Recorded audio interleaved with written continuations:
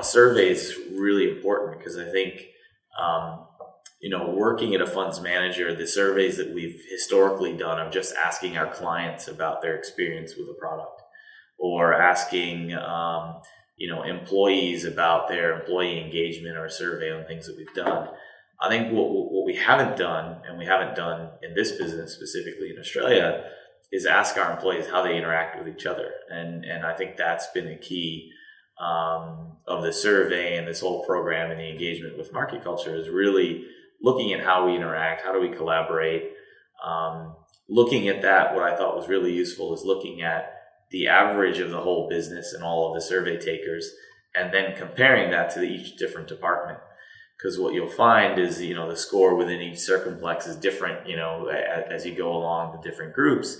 And the differences were kind of expected. So you'd have certain folks in the operating areas who said they spend less time thinking about clients because that's not what their day-to-day job tells them to do.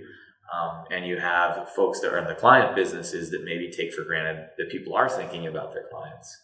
So I think, what a great thing about the survey was actually taking a step back, asking everyone, how do you interact? Tell us what's important to you. Nothing's right or wrong. And then building some action plan around that. And I think one thing we clearly saw was, client insight and prospective client insight were very high scores in the client businesses, as we would hope. And those were really low scores in the operating area. So the good news is the knowledge exists at the firm. So we care about our clients, we care about future clients, and we care what our competitors are doing. But we potentially aren't sharing that. So I think it really did come out to all of the sales folks when they looked at that part of the struggle might be a lack of communication on our part.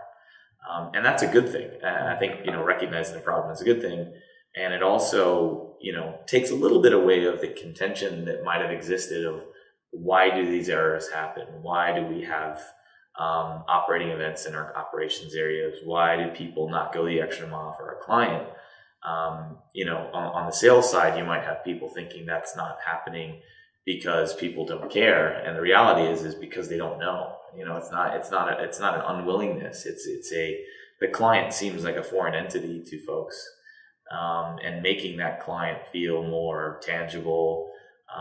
And as having clients come in as we did that day was the first time some of the folks had actually sat in front of an external client.